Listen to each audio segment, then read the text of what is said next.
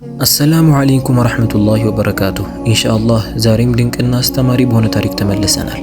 ይህንን አስተማሪ ታሪክ እስከ መጨረሻው ድረስ ይከታተሉ። ለዚህ ቻናል አዲስ ከሆናችሁ ሰብስክራይብ ማድረጋችሁን እንዳትረሱ፣ ቪዲዮንም ላይክ በማድረግ ጀምሩ።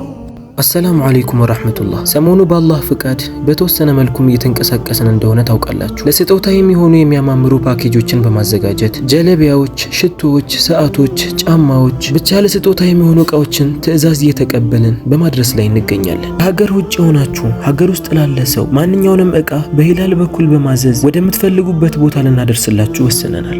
ስክሪኑ ላይ በምትመለከቱት ስልክ ቁጥር ቴሌግራም፣ ዋትስአፕ እንዲሁም ኢሞ ላይ ልታገኙን ትችላላችሁ። እኛን አምናችሁ ያዘዛችሁ የሰው መለወጥ የሚያስደስታችሁ ሁሉ አላህ ኸይር ጀዛችሁን ይክፈላችሁ። አንድ ትንሽዬ ገጠራማ መንደር ነበረች። የዛ መንደር ሰዎች የተትረፈረፈ ኑሮን የማያውቁ ባላቸው ተብቃቅተው የሚኖሩ ሰዎች ነበሩ።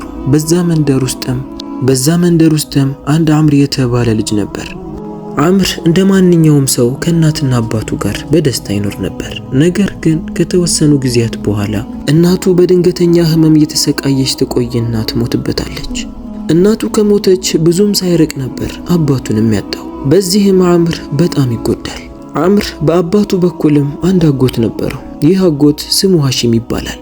ሐሺም በዛ መንደር ላይ ከሌሎቹ የተሻለ ህይወትን የሚኖር ትልቅ ቤት የነበረው፣ በገበያ ውስጥም ትላልቅ ሱቆች ነበሩት።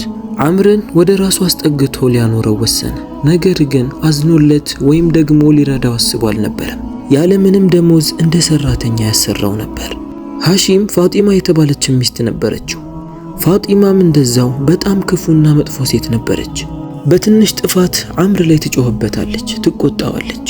አምር እናትና አባቱን ሲያጣ ገና እድሜው 15 ነበር። አጎቱንና የአጎቱን ሚስት ለመናገር ምንም አይነት አቅም አልነበረው።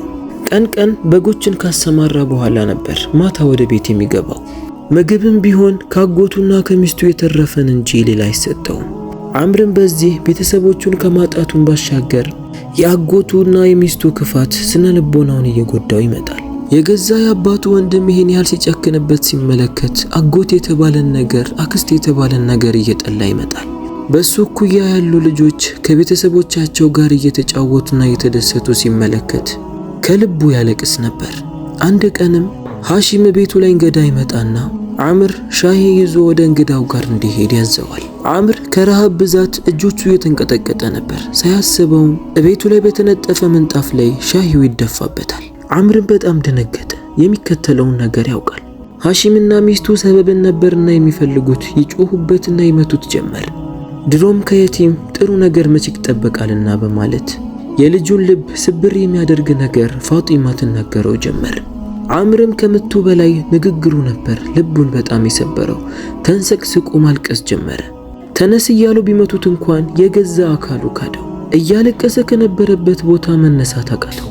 ያኔ እናትና አባቱ በነበሩ ሰዓት እሱን እንዴት እንደሚንከባከቡት፣ የፈለገውን ነገር እንዴት እንደሚያደርጉለት፣ ጠግቦ በልቶ እንኳን ለምናት በላም እያሉ የሚቆጡትን ጊዜ እያስታወሰ ስቅስቅ ብሎ ማልቀስ ጀመረ። አምር እንዲሁ ስነ ልቦናው እንደተጎዳ እያደገ ይመጣል። ወጣትም ሆነ። አሁንም ቢሆን ግን ያ አረመኔ አጎቱንና ሚስቱን ቀና ብሎ አይመለከታቸውም። ከነሱ በላይ ድምፁን ከፍ አድርጎ አይናገርም። ያሉትን ነገር ከመስራት ውጪ ሌላ ምንም ነገር አያውቅም። በዛ መንደር ላይ ከነሱ ውጪ የሚያውቀውም ሰው አልነበረም። አሁንም ቢሆን በውስጡ ላይ ለምንድነው እኔ ይሄን ያለ የምበደለው? ምን አድርጌ ነው? ወይስ ቤተሰቦቼ እነሱ ላይ ያደረጉባቸው ነገር አለ? ለዛ ነው እኔን የሚበቀሉኝ በማለት አሁንም ድረስ ያስብ ነበር። ቀን እንደሌላው ጊዜ በጎቹን ያሰማራል። ማታ ላይ ደግሞ በጎቹን አስገብቶ ማደሪያቸውን ካጸዳ በኋላ ወደሚተኛበት ክፍል ይገባል። ወደፊት ህይወቱ እንዲቀየር አላህ መልካም ነገር እንዲገጥመው ዱዓ ያደርግ ነበር። አምር ወጣት እየሆነ ሲመጣ ጉልበቱም እንደዛው እየጨመረ ነበር የመጣው። ይሄ ነገር ለሐሺምና ሚስቱ የሚያስደስት ነገር ቢሆንም ነገር ግን አንድ ነገር ያስጨንቃቸው ጀመር። እሱም አምር ውርስ ብሎ ከጠየቀ ነው። የአምር አባት ሲሞት ትቶት የሞተው ትልቅ መሬት ነበረው። የተወሰኑ ንብረቶችም ነበሩት። ይሄ ነገር ደግሞ ያለው በሐሺም እጅ ነው። የወንድሙን ንብረት ለልጁ አምር ሊሰጠው አልፈለገም። ጉዳዩ እሱን ብቻ ሳይሆን ሚስቱንም አስጨንቋት ነበር። ፋጢማም ይህ ልጅ እያደገ ስለመጣ አሁኑኑ ከሱ መራቅ አለብን፣ ከኛ እሱን ልናርቀው ይገባል ብላ ለሐሺም ሐሳብ ታቀርብለታለች። ሐሺምም ልክ ብለሻል፣ ነገር ግን በምን አይነት ሁኔታ ነው እሱን ከኛ ማስወጣት ያለብን እሱን ነው ማሰብ ያለብን ይላታል። ትንሽ ካሰቡ በኋላም ሐሺም ራሱ አንድ ሐሳብን ያመጣል። ፈገግ ብሎ ሚስቱን እየተመለከታት እድሜዋ ከገፋ ከአዛውንት ሴት ጋር አጋባዋለሁ። ከዛም እዚህ ቤት ድርሽ እንዳይል አድርገውና በሷ ቢዚ የሆነ እኛን እንዲረሳ አድርገዋለሁ ይላታል። ሚስትም የባሏን ሐሳብ ስትሰማ በጣም ተገረመች። ይህማ ጥሩ ሐሳብ ነው፣ ነገር ግን እንደዛች ያለች አዛውንትን ከየት እናገኛለን ትለዋለች። ሐሺምም እሱ አያስጨንቅ፣ አሁን ሄደሽ እረፍት አድርጊ፣ ነገ ራሳችን ሄደን ትመለከቻታለሽ ይላታል። ፋጢማም በጣም ተደሰተች። በቀጣዩ ቀንም በጠዋት ሐሺምና ፋጢም ተነስተው በገበያ ላይ መሽከርከር ጀመሩ። ትንሽ ከተጓዙ በኋላም በመስጂድ አቅራቢያ ቁጭ ብላ የምትለምን አንድ አዛውንትን ይመለከታሉ። ሐሺምም ወዲያውኑ ነበር ወደ እሷ ጋር ጠጋ ያለው። ጠጋ ብሎ ተመለከታትና የሚፈልጋት አይነት ሴት ሆና ስላገኛት ፈገግ አለ። ቀና ብሎ ሚስቱንም ተመለከታት። የምፈልጋትን ሴት አግኝቻለሁ ይላትና ዞር ብሎ ለተቀመጠችዋ ምስኪን ሴት ስምሽ ማን ልበል ብሎ በትህትና ይጠይቃታል። ምስኪኗ አዛውንትም ስሟ ዘይነብ እንደሆነ ትነግረዋለች። ሐሺምም ጎንበስ ብሎ እኔ ጋር አንድ ወጣት ልጅ አለ፣ ከሱ ጋር ላጋባሽ እፈልጋለሁ፣ በዛውም ብዙ ንብረትን እሰጣችኋለሁ፣ በዚህ ትስማሚያለሽን ብሎ ይጠይቃታል። ዘይነብ ሐሺም ለጠየቃት ጥያቄ ፈገግ ብላ በደስታ አልመለሰችለትም። ትንሽ ካሰበች በኋላ አዎ እሺ ብላ ተስማማለች። መስማማቷንም ያወቁት ሐሺምና ፋጢማ በጣም ይደሰታሉ። ዘይነብንም ከያዟት በኋላ ወደ ቤት ይዘዋት ይሄዳሉ። ይሄ ነገር ሁሉ ሲካሄድ አምር ምንም ነገር አያውቅም ነበር። እንደሌላው ጊዜ ስራውን በአግባቡ ሰርቶ ወደ ቤት ይመለሳል። ከስራም እንደተመለሰ ያወቀው ሐሺም አምርን ያስጠራዋል። አምርም እንደደከመው ወደ ሳሎን ይገባል። ሐሺምም በቤቱ ላይ በክብር ወንበሩ ላይ ከተቀመጠ በኋላ ለአምር እንዲህ ይለዋል፣ እኔ አንተን ላጋባህ ወስኛለሁ። አምርም ይህንን ሲሰማ ግራም ተጋባ፣ እንደመደሰትም አለ። ምናልባት አስቦልኝ ሊሆን ይችላል በማለትም እያሰበ ሳለ ወዲያውኑ ሐሺም ከአንድ ሴት ጋር አጋባሃለሁ፣ ከዛም ተመልሰ ወደኛ ቤት አትመጣም፣ ራስህን ትችላለህ ይለዋል። ይህንንም የሰማው አምር በጣም ደነገጠ። ከማን ጋር ነው የምታጋቡኝ አጎቴ ብሎ ይጠይቀዋል። እሱን ነገ የምታየው ይሆናል፣ አሁን ወደ ማደሪያ ክፍል ግባ ብሎ ቀጭን የሆነ ትዕዛዝን ያስተላልፍለታል። አምር በጉዳዩ በጣም ግራ ተጋባ። ከመሬት ተነስቶ አጎቱ ከአንድ ሴት ጋር ልናጋባህ ነው ሲለው ያቺ ሴት ምን ሆና ይሆን፣ ምን አይነት ሴት ትሆን በማለት በጣም ግራ ተጋብቷል።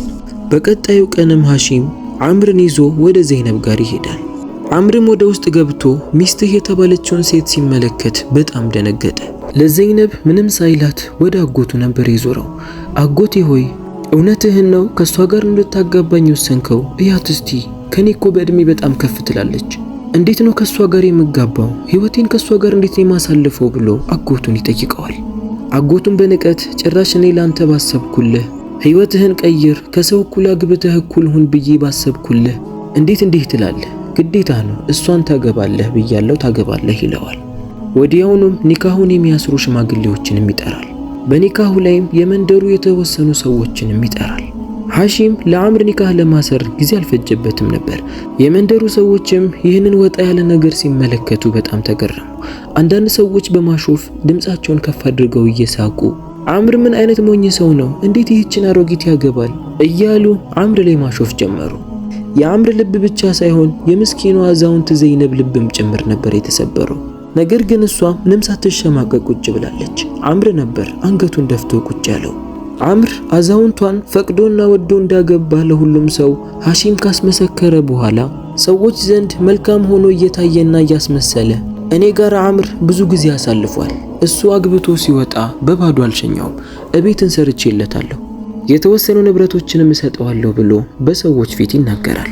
ኒካሃቸውም ታስሮ ትንሽ ከቆዩ በኋላ ሐሺም አምርና ዘይነብን ይዞ ወደ አዲሱ ቤታቸው ወዳለው ቦታ ይወስዳቸው ጀመር። እቤቱ እነሱ ካሉበት በጣም የሚርቅ በፈረስ እንኳን ቦታው የማይገፋ ነበር። እዛ አካባቢ ላይ ብዙ ሰዎች አይኖሩበትም። እንደደረሱም በእጁ እየጠቆመ ከዚህ በኋላ እቤትህ ይህ ነው ይለዋል። እቤቱ በጣም ያረጀ ሊወድቅ የደረሰ ምንም የሌለው ሰው እንኳን ያንን ቦታ ለመኖር የማይፈልገውና የሚጠላው ቦታ ነበር። ሐሺምን በማሾፍ ከዚህ በኋላ እኔ ጋር ምንም ነገር አለኝ ብለህ እንዳትመጣ፣ ይኸው ሚስት አግብተሃል፣ ከሷ ጋር ተባብረህ ራስህን ለመለወጥ ሞክር ይለውና የተወሰኑ የብር ሳንቲሞችን ይወረውርለትና ከሚስቱ ጋር ወደ ቤቱ መመለስ ይጀምራል። ዘይነብ እዛ ጋር አልቆመችም፣ ቀጥ ብላ ወደ ቤቱ ነበር የገባቸው። አምር ግን መንቀሳቀስ እንደማይችል ሰው እዛው ጋር ፈዞ ቀረ። ለተወሰኑ ሰዓታት እዛው ጋር ቆሞ ማሰብ ጀመረ። ስቅስቅ ብሎ ያለቅሳል። እንዴት ነው ከዚች አዛውንት ጋር ሚስቴ ናት ብዬ አግብቼ ከሷ ጋር የምኖረው እያለ መጨነቁን ቀጥሏል። ውጪ ላይም ብዙ ሰዓት ከቆመ በኋላ ወደ ውስጥ ከመግባት ውጪ ምንም አማራጭ አልነበረውም። ወደ ውስጥ ሲገባም ሚስቱ ቁጭ ብላ ነበር። ዘይነብ እንደሱ አልተጨነቀችም፣ እንደሱ አላለቀሰችም። ይበልጥ ያስጨነቃት የአምር መጨነቅና ማዘን ነበር። አምር ወደ ቤት እንደገባ ትንሽ ቆይቶ ወደ ዘይነብ ጋር ዞረ። እንዴት እሺ ብለሽ እኔን ታገቢኛለሽ?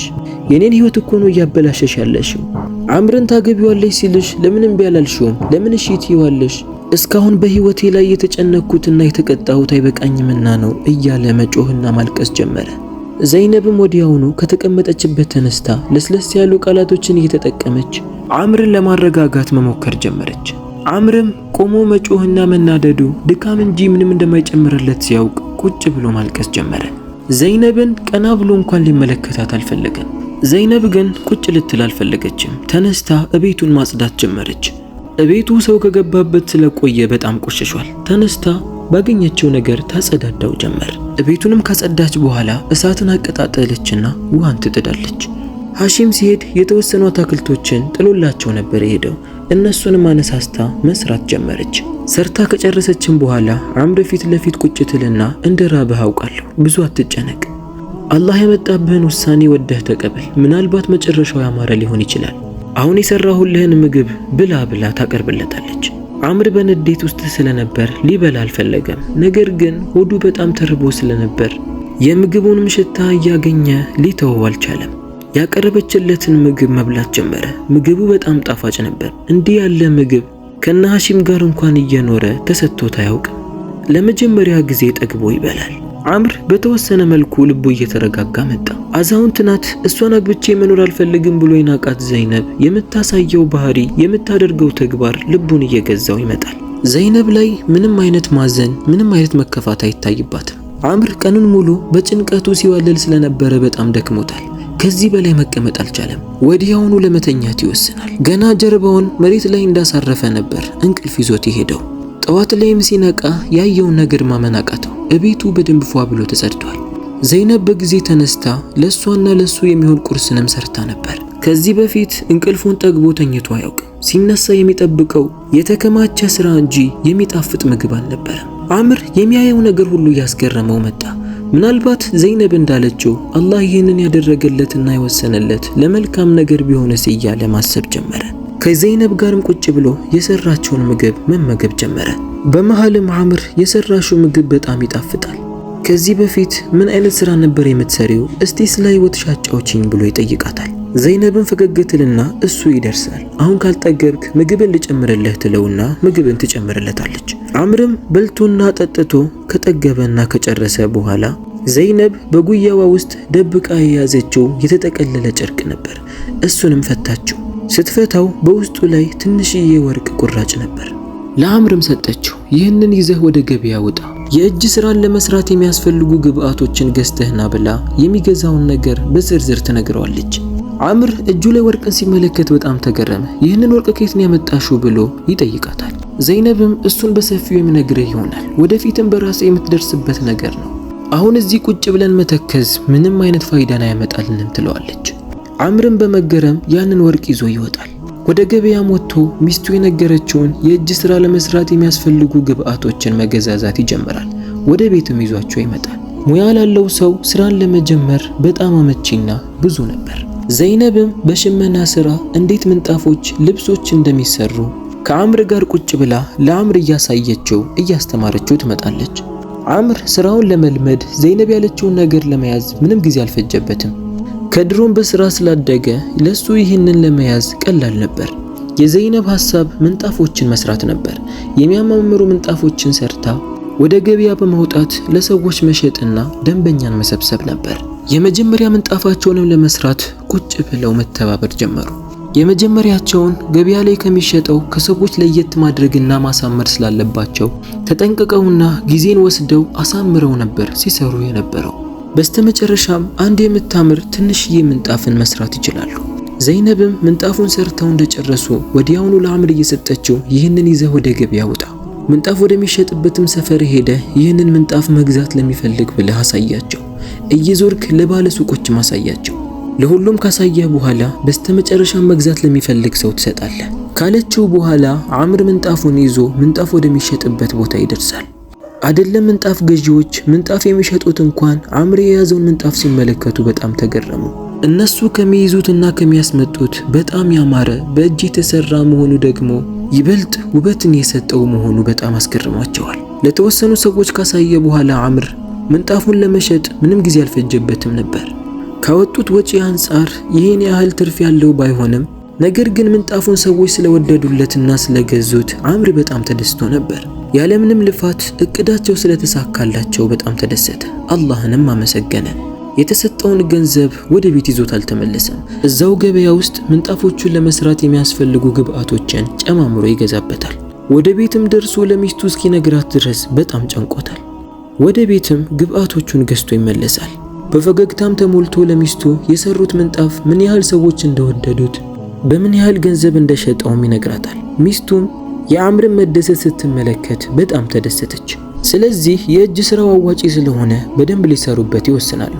ቀን ቀን ዘይነብ ቤት ውስጥ የሚሰሩ ስራዎችን ከጨራረሰች በኋላ ከሰዓት ላይ ደግሞ ከባሏ አምር ጋር ቁጭ ብላ ምንጣፎችን ትሰራለች።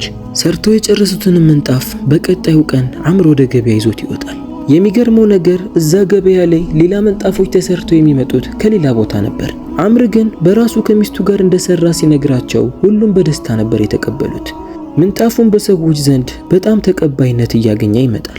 በስራ ላይ ደግሞ ትችት አይጠፋምና አንዳንድ ጊዜ አምር ከሚስቱ ጋር ምንጣፎቹን ይዞ እየመጣ ሲሸጥ ሲመለከቱ የመንደሩ ሰዎች ምስኪኑ አምር አሁንም ከዚች አዛውንት ጋር ነው የሚኖረው እያሉ ይሳለቁበታል። ነገር ግን ሁለቱም ለሰዎች ወሬ ምንም ቦታ አለመስጠት ይጀምራሉ።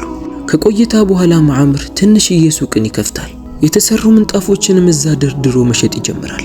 አንድ ቀንም ያጎቱ ሃሺም ሚስት ፋጢማ በዛ በኩል ስታልፍ አምር ትንሽዬ ሱቅ ላይ ቆሞ ምንጣፎችን እየሸጠና ገንዘብን እያገኘ ስትመለከት በጣም ተናደደች።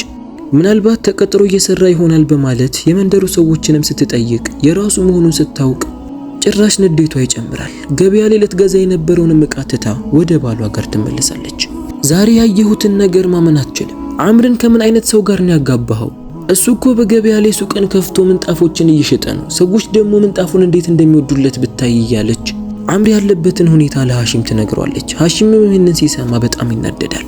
እንዴት አድርጌ ሰብሬ እንደማስቀምጠው እኔ ነኝ የማውቀው ይልና ሁለት ሽፍታዎችን ብዙ ገንዘብን ይከፍላቸውና በማታ ወደ ገበያ ወጥተው የአምርን ሱቅ እንዲያቃጥሉት ይነግራቸዋል። የተከፈላቸውም ሽፍታዎች ስራውን ለማካሄድ ምንም ጊዜ አልፈጀባቸውም ነበር። ሱቁን ሙሉ ለሙሉ እሳት ይለቁበታል።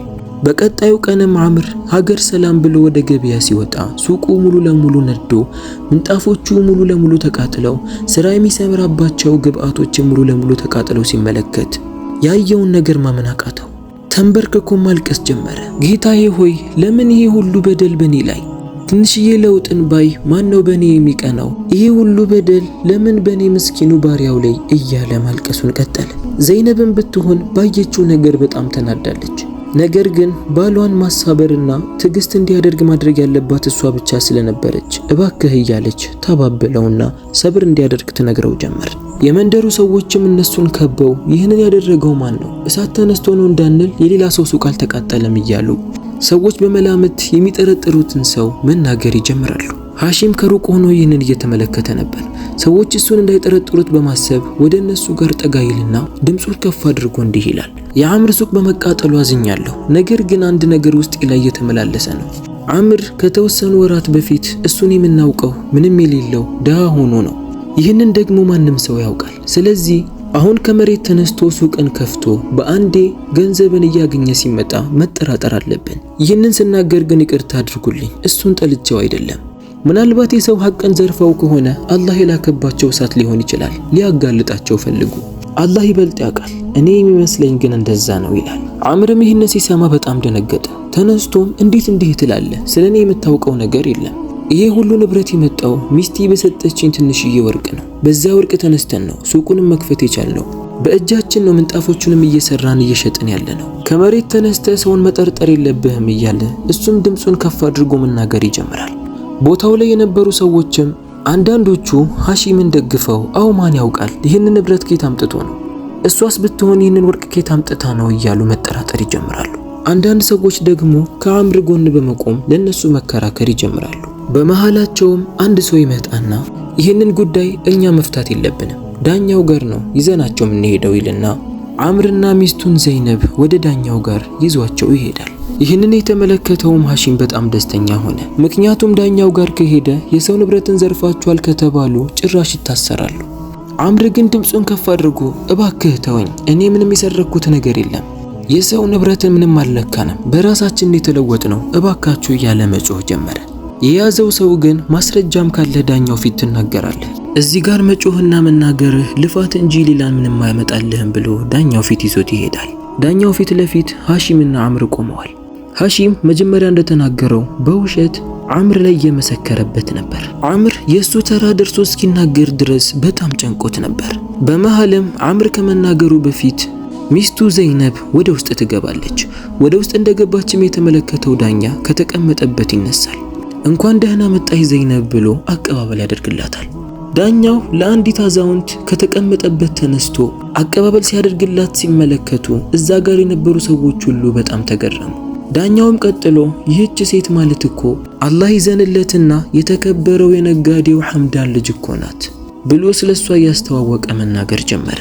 ዘይነብም ሰላምታን ከመለሰች በኋላ ወደ ዳኛው ፊት ቀርባ ዳኛ ሆይ ፊት ለፊትህ ተከሶ የቀረበው የምትመለከተው አምር ባለቤቴ ነው፣ ከሳሹም ደግሞ አጎቱ ነው። አጎቱ ባላየው ነገር ንብረትን ሰርቃቸዋል፣ ዘርፏቸዋል ብሎ እየከሰሰን ያለው።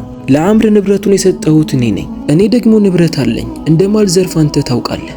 ከፈለጋችሁ ማስረጃን ብላ አባቷ ሐምዳን ከሞተ በኋላ ንብረት በሷ እጅ እንዳለ እንዲሁም ባላግብታ ሞቶባት ነበር። የባሏም ንብረት በሷ እጅ እንዳለ ማስረጃዎችን እያወጣች ማሳየት ጀመረች። ይህንንም የተመለከተው ዳኛ ወዲያውኑ ፍርዱን ያከናውናል። አምርና ሚስቱ ከተጠረጠረባቸው ጥርጣሬ ነፃ እንደሆኑ፣ ሐሺም ደግሞ ያለ አግባብ ሰውን በመጠራጠሩና በመዋሸቱ 5 ዓመት እንዲታሰር ይወስናል። ሐሺምም በጣም አዘነ። አምርም ወደ ሐሺም ይዞርና አትዘን አጎቴ፣ የዘራኸውን ያጨድከው ይለዋል። አምርና ዘይነብም በደስታ ወደ ቤታቸው ይመለሳሉ። እቤትም እንደገቡ አምር የመጀመሪያ ጥያቄው እባክሽ ዘይነብ አንቺ ማነሽ? እስቲ ይሄው ስለ ህይወትሽ አጫውቺኝ ብሎ ይጠይቃታል። ዘይነብም አሁን እመልስልሃለሁ፣ እኔ እንደምታስበኝ የተቸገርኩኝ ቤተሰብ የሌለኝ ሰው አይደለሁም። እኔ ብዙ ንብረት ያለው የነጋዴ ልጅ ነኝ። እንዲሁም መጀመሪያ ያገባሁትን ባሌ በሰዎች ዘንድ የተከበረ ብዙ ንብረት ያለው ሰው ነበር።